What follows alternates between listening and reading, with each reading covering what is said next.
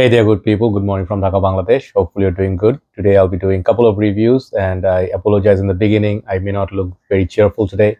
Um, Something happened yesterday. It's sort of a tragedy for the family. I don't want to go into that, but it was a tough day, and I was out till think morning, late morning, before we got home. So anyway, I have because work must go on. I did want to take some break, but I will in the eat time, hopefully. So I have a couple of reviews. These are something I bought in recent times, and I thought I'd do review so people can actually watch. Both these fragrances I got from one retail outlet here who are having a sale for Eid, and the prices are kind of fair, not very cheap, but fair. The other one I'm going to do is a cheapie. This one I'm going to do is a niche house called Penhaligons, and the fragrance is going to be Lily of the Valley. So I got this recent time because there are many fragrances from this house was on display and say discount. So I tried many, and I want to get a few, but this one piqued my interest because this is summer and this fragrance is very, very fresh. Okay. And this particular fragrance was released, I did not realize was 70s. Originally it was released in 1976.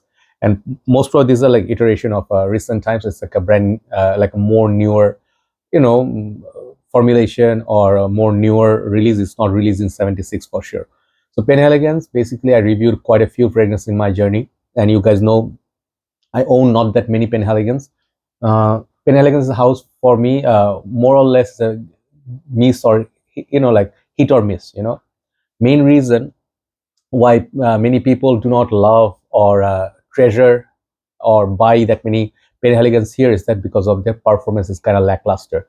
Same thing like Aqua di Parma, very posh house like Joe Malone, great houses. The performance always leaves you something to be deserved of or deserved with. I'm sorry if I forgot the expression, but this one I picked up because the weather we are having right now, it's very hot and humid. Let's see what she got. So Lily of the Valley, I think there are a few bottle sizes. I got the big bottle, 100 ml, and they didn't have sale on everything, right? So very beautiful green packaging. It's like a lime that really, really looks very uplifting and cool, kind of like a mint. It reminds me of Versace Eros, not Femme, Versace Eros, Versense, sorry, not Versace Eros, Versense packaging, solid box, very nice. Penhaligons have really nice boxes. Even if you go higher end, they have Helfeti and some of the other lines, I think Cairo, those are more the upper class line. So when you open it like this or so, it's very nice, almost you can say snug fit. It stays okay, but I wouldn't pick it up like by the top. Always open and see. And this is where the bottle says. This is just like normal cardboard, nothing much going on else. And it looks nice. It looks nice, really nice little packaging. I like it. I think this one is printed on the box.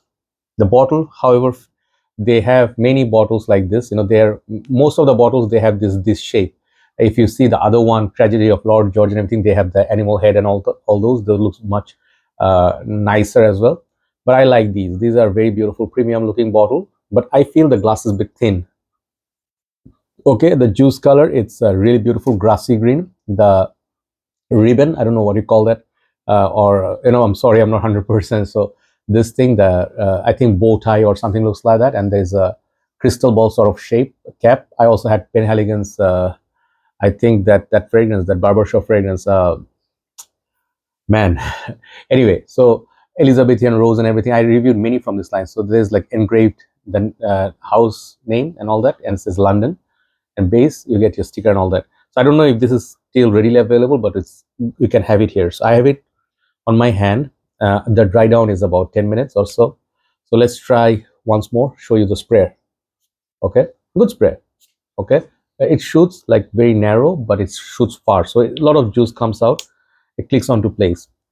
So understand this, okay? First of all, this was released of 1976, and 1976, I was not even born then. I was born in 81. And this is like a release from that time. So definitely first thing you expect is something classy, and this is a release for women. Okay, I understand that, please understand, but this for me is an unisex style perfume. How? I will explain. First time I saw the bottle, it caught my eye. Among the whole Penhaligons, they had a whole line of Penhaligons, and when I saw this, I'm like, oh, green, let's see if it's vetiver based. Then I sprayed it, then I got a lot of florals, and this is what this is all about. The name is right there, Lily of the Valley. But this fragrance has a lot of citrus, floral, and perhaps a little bit of a musk at the base, but it's all green, citrusy, floral kind of a fragrance, very soothing, and longevity is quite nice, to be honest, for a freshie.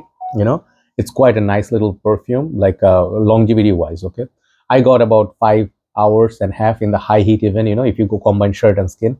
It's very surprising. Okay, if you remember fragrances like let's say Elizabeth Arden green tea. Okay, I don't know, I'm not saying this as tea or anything in it, but I got the same feel what I got from that fragrance. It has like a, like Nishane's oolong cha, Elizabeth Arden green tea. They're sort of like a, got, some of them got lychee, some of them got you can say lemon, sometimes feel like cucumber-ish, so they give you, everything gives you relaxation vibe, and this one no different.